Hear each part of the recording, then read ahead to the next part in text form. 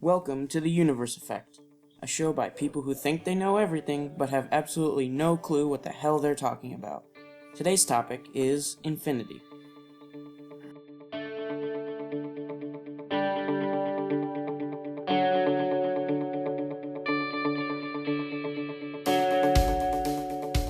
Alright, so Infinity. this is a wide topic. It's pretty infinite topic. Yeah. I would It's say. hard to get Yeah. started on, so I thought I'd give you guys an example. I'll post my work as we're saying this on the video, so if you're not watching a video, there's probably a link in the description to all the work. So here we go. Say we have an infinite series that goes from 1, and it goes plus 1/2, and then plus 1/4, plus 1/8, plus 1/16, and it goes on forever, right? So, here's what we're gonna do. We're gonna call that S, okay? And then we're going to times S by 1/2. So you get, instead of 1 plus 1/2, you get 1/2 plus 1/4. So basically you get the same sequence, except you don't have the plus 1 in the beginning. Okay? Next, we're going to take S and subtract 1/2 S. So in the video you'll see how this is done, and you end up basically subtracting 1/2 S minus S, and the only difference is 1. So you end up getting 1/2 S equals 1. You do a little bit of algebra and you get S equals 2. So it's kind of hard to tell you, like, we're kind of having everything as we go forward, plus 1/2 of what we just did. You know what I'm saying? Cause I see what you're saying. Like, it's like 1 plus 1/2 plus 1/4. Like, it's always going towards 2. Right. Yeah. But because it's infinite, and like the limit as it approaches 2, it's 2. So, but the problem is, like, you can prove that S equals 2, but that S, like, by logic itself, because it's infinity, can never equal 2. You have an infinite series, so how can you have one specified answer? It's one of Zeno's paradoxes. How many paradoxes does Zeno have? I think there's 9 that he did. So anyway, this kind of relates to, say you were gonna clap your hands. I actually got this one off of, it's the same kind of logic, but it's kind of in a perspective form. So I got it from Numberphile, and there's a link in the description. So, say you're gonna clap your hands. Your right hand is still, but your left hand is going towards your right hand. And each time you move, you're having you have the distance at one point, right? So you move your left hand half the distance, and then you move it half the distance again, and then half of that distance and half of that difference. And the only reason that our hands connect, right? It doesn't make sense, right? Because each time you're having it, so you can't ever get there. It's what the paradox is stating. Yeah. Yeah, it's kind of like if you took like a piece a piece of wood, and you cut it in half, and you took a half and cut it in half. It's like when can you stop cutting in half? Like, physics says, like, I don't know, like an atom, but we can cut that into quarks. It's like just if we take out like what we know about like physics and stuff, then it would seem that it should be able to go on forever. Yeah. Right. It's like folding a piece of paper. Like, it's like. Have you ever seen the thing of folding a paper? You can't do it more than 7 times because no matter the size of the paper, it's... I heard the record was 10, actually. Really? But I have no, like, source to back that up, so I'll just say with you what you said is probably right. Well, I just saw it on Mythbusters the one time. Because it's always, like... What about if the paper's, like, really thin? It's proportional. I don't know. And had, like, a what if you had, like... area? I don't know. I guess it all depends. Yeah. But I saw... I don't remember how many times, but it's like... If you took a normal, like, standard sheet of paper and folded it in half... I don't remember how many times it was. But it wasn't that much. It would, like, reach to the moon and back or something. and it wasn't like you didn't fold it that much because it's kind of exponential. Wait, what do you mean? Yeah, explain what you mean again. Like, I saw it online. It was a fact. If you took a standard piece of paper, let me see.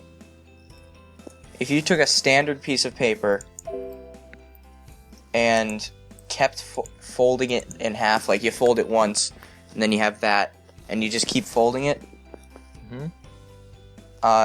after so many folds, it'll be so thick, because you keep doubling that mass, it'll reach so far. So if you went to the atomic level, it would go all the way to the moon? If you went to the atomic level, it would literally just be like a stream of atoms. Yeah, a stream of paper atoms. Yeah. That's I'm crazy. trying to see... That's actually a cool thought. How many times was it? It was... Theoretically, it's possible, I guess, right? Well, you'd have to... You'd have to cut the paper, though. Yeah, you'd have to cut it so that it didn't get its own... Right. Oh yeah, okay, here it is. It would only take 42 foldings to reach to the moon. Well, do you find a website we can link in the description? I did. We'll put that in the description. We will. Wait, you actually found a website that proves that 42 foldings of a piece of paper will reach the moon? Yeah. It has a bunch of math and everything, but yeah. That's crazy. That seems like... I know you're probably right, but that seems very strangely impossible. Like... Unpossible, yes, that's a word. I meant impossible. I guarantee there's a lot of factors that go in it, like the thickness of the paper and the surface area and stuff, but that's kind of neat.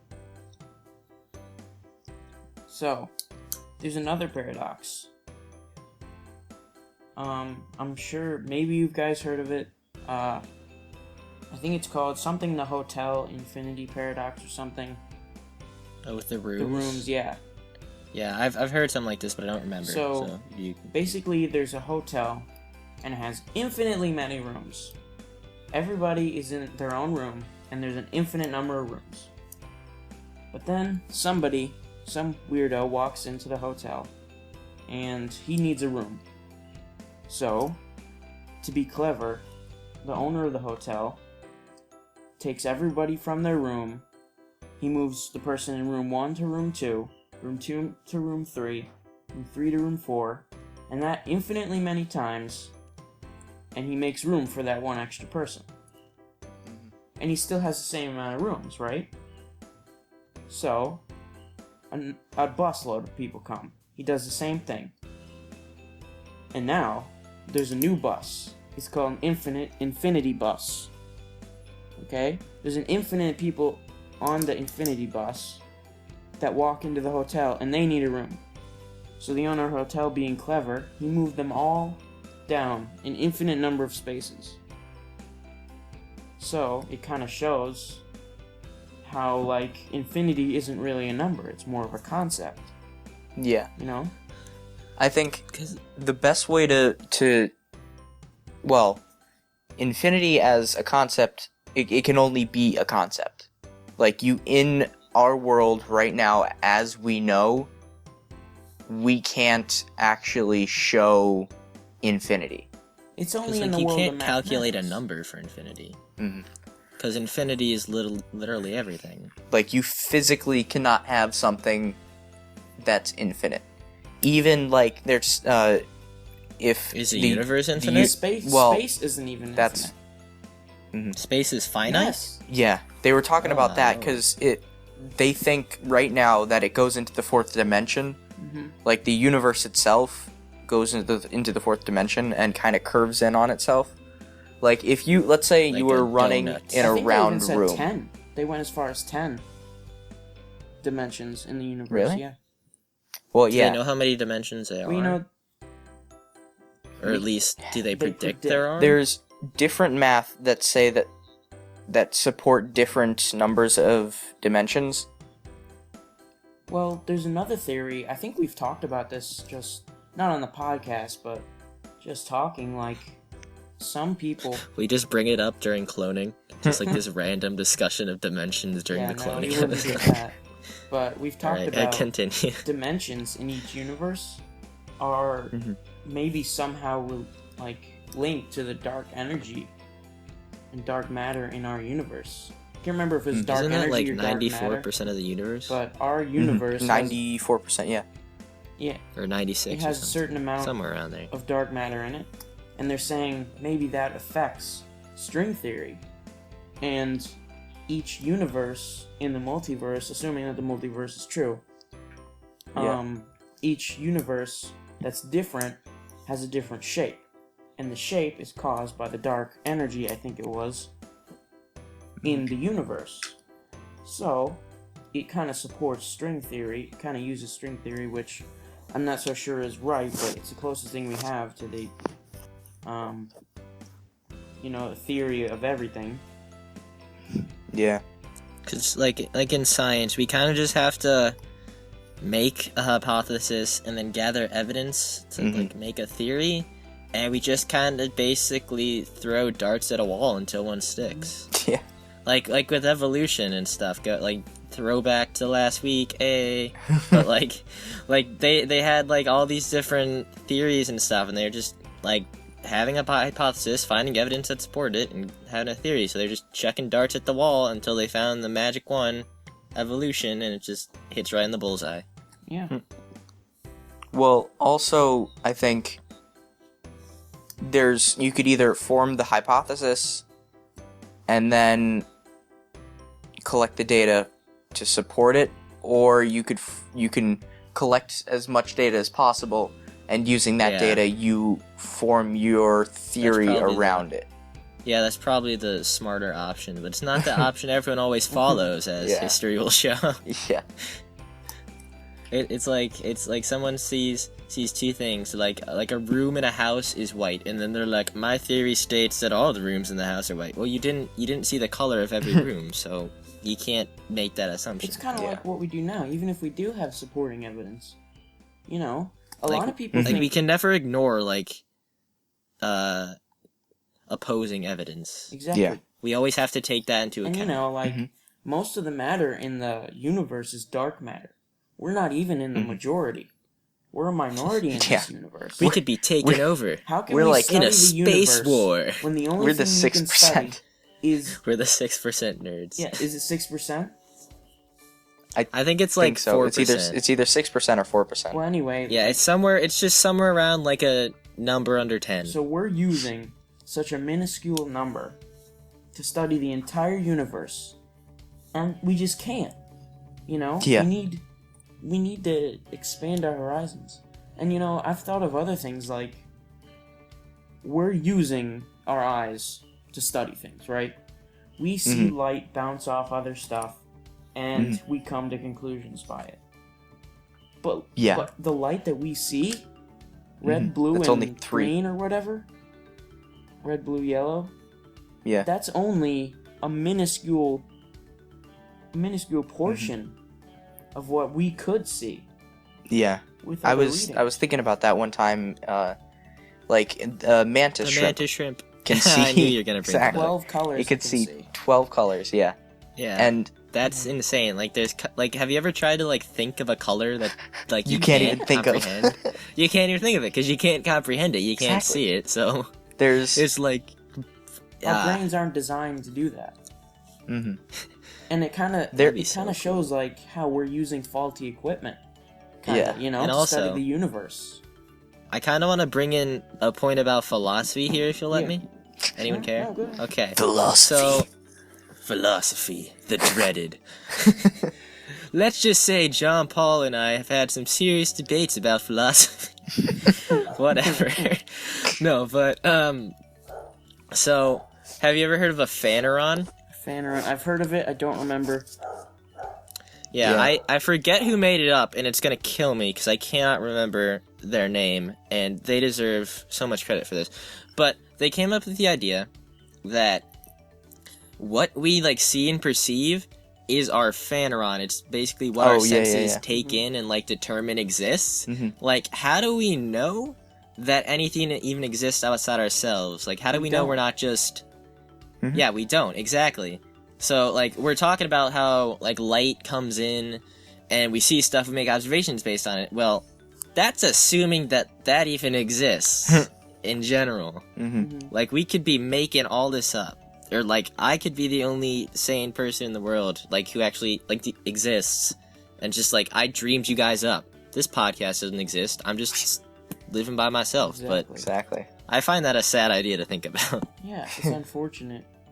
Yeah. But, like, there's no way we can prove it.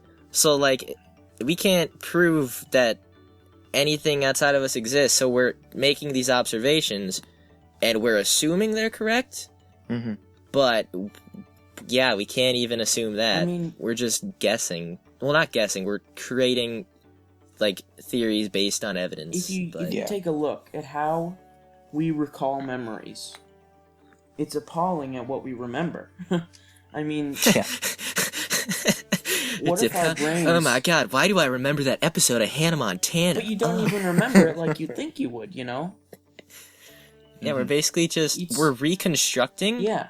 what we think happened. Like, there's no, like, actual physical, like, recording of that. Your memories that we can could change, you know? It's... Yeah, memories can change. hard to Like, think about. you could talk to someone, they could have a pink shirt, and then you just remember them having a blue shirt. But your memories can be faulty. Exactly. They could be wrong. Like, half your memories could be made up. Mm-hmm. Your brain has to rebuild the memories. It has to each time you think of it, has to some of the rebuild it. information and fill in the gaps.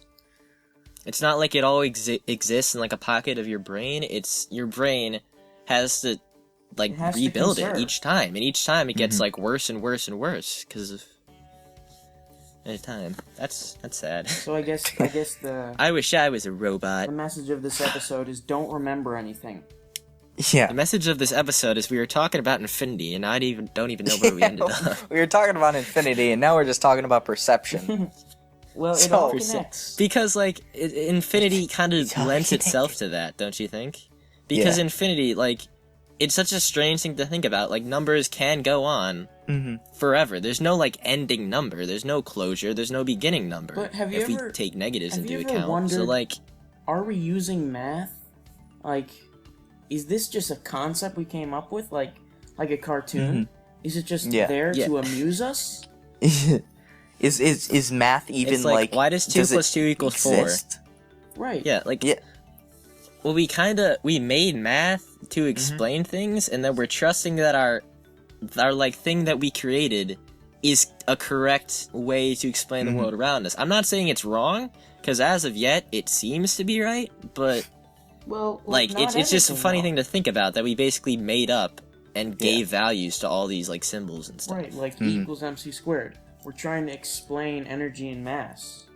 Yeah. You know? By using like little lines on a sheet of paper. Right. Like, the number 2 is just a concept we created, like something to represent an abstract thought.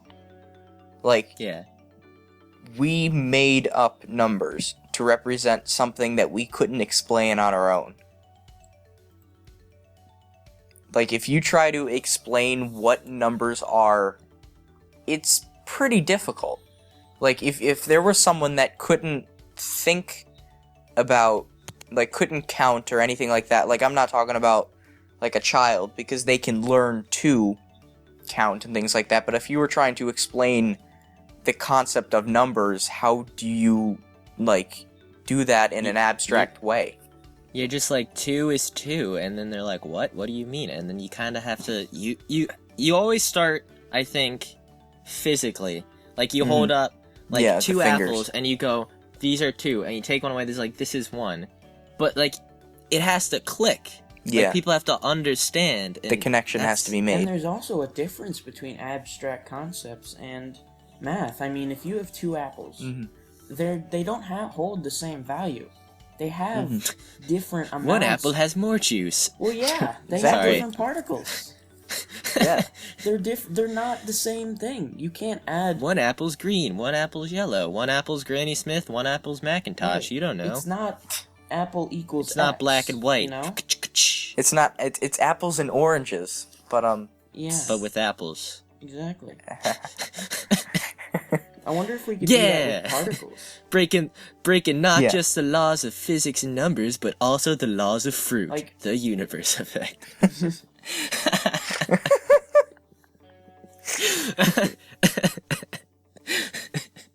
Like the fruit cops come down on our ass. Like, hey, why are you calling an apple an orange? This is the fruit police. Open up.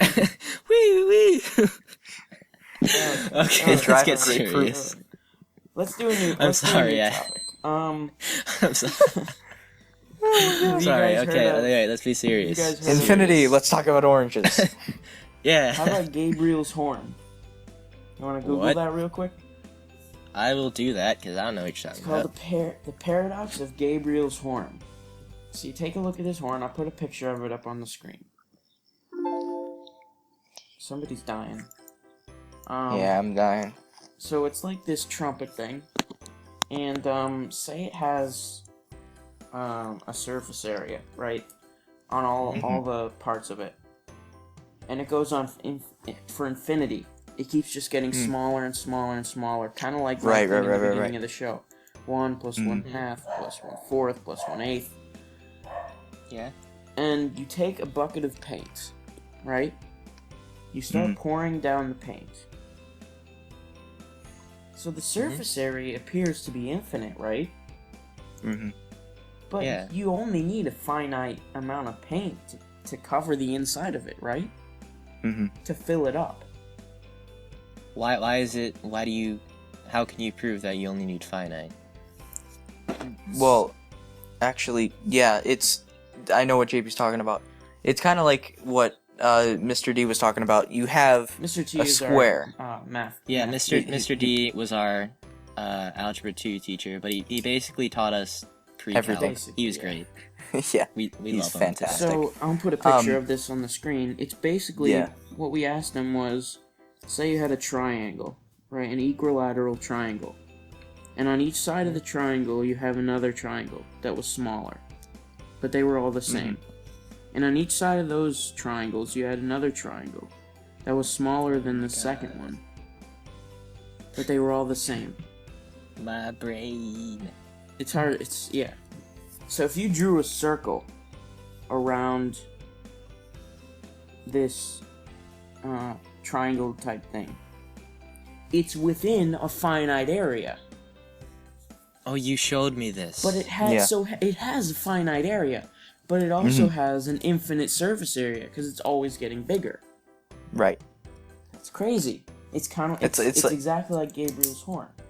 It's the same thing. like- So It's like pi. Like pi is a finite number, but its digits go on infinitely. right. what even is pi, man? Pi is whack. just the ratio of circle's circumference to its diameter. Yeah, but like, why is it something so incredibly specific? Just like, what's up with that? Here's Like, I another understand there's the math behind it, and like people figured out and calculated pi. Like, I understand that, and I understand how they got it. It just, it's like, why? Why is it that? I am asking such random Well- questions, but still, why is it that? Like, why is it just this random? Not random. That's a bad thing to say. It's nowhere near random. But like, why is it this specific, infinite a value? Think about a circle, a theoretical circle. It has an infinite number of points, but so does a line, right? You take another line that's tangent to any one of those points on a circle, they will all be different. Every single point of those infinite lines will be circle. Of the tangent lines will be different, the angle. Right?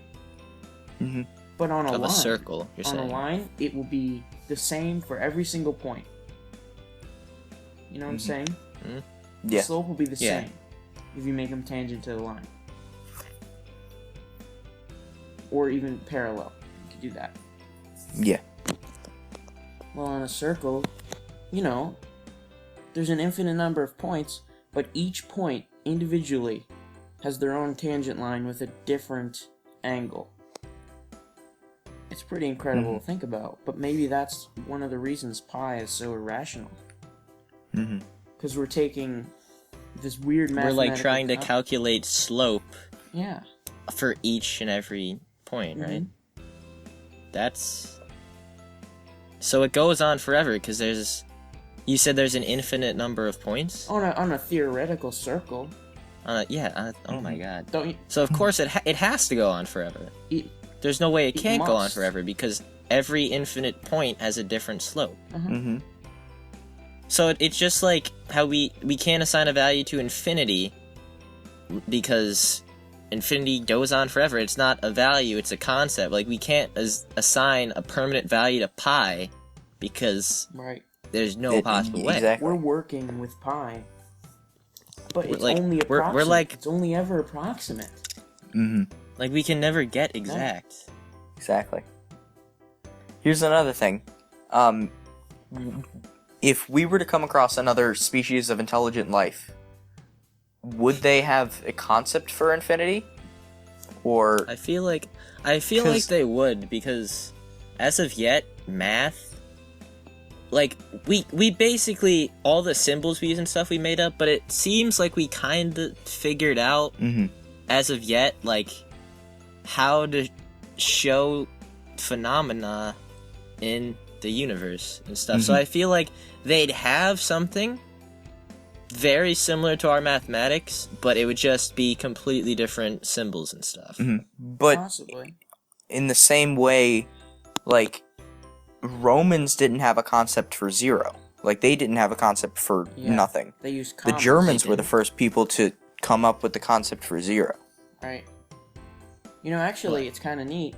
I think it was the Romans who came up with the concept of infinity. Not quite sure. Really? Yeah, because Rome. it was just an 8 turned on its side. That's all it was. Why'd they come up with that, though? Like, why are they just like, oh, let's take 8, drop it over. There is a Like, what? reason. I just don't know. Yeah, I know there's a because reason. 8 is, in their world, the symbol for 8 meant a really big number. So it just kind of, people started flipping it on its side and using it as infinity as a really big number, even though it's not a number, it's a concept. But you know, you get the point. Yeah. So it's something really big that goes on forever. So I have a question. So infinity, because like, I'm not as mathematically inclined as you are, JP. I don't really study it like you do, but so infinity, that's a concept that just numbers go on forever, right? So does that mean infinity as a concept contains all numbers? Or is it something completely separate? Like, is every number part of infinity? Oh, you're talking about real numbers? Yes. Not. Oh my god. Don't bring I into this. That's possible. Aye. What was the question again? It was, so infinity is a concept that says that numbers go on forever. It's like it's basically like a statement, like numbers go on forever. Yeah. If you think about it that way. So like 2, like the number 2 is part of infinity as a whole, because infinity is the realm of all numbers, is pi. and numbers go on forever. Think about that. Yeah, pi is Totally also part of irrational infinity, number right? Contains. So they're all like a part, like a portion of infinity. Yeah. So then there's got to be different levels of infinity. There are. Huh. That's, I guess, for another episode. Because, yeah, we've been running for 29 minutes. Yeah. So, Nice. you guys want to end it? Yeah. Sure. If you think this is a good place to end it, that's... I feel like it is. I feel like this was productive. Yeah. Alright, so, I'm Shane. I'm JP. I'm Timmy. He's not also Shane, he's Thank Timmy. you for watching. Yeah, thank you for watching. And Subscribe. we'll see you next time, next week. Yep. Bye. See you later. Bye.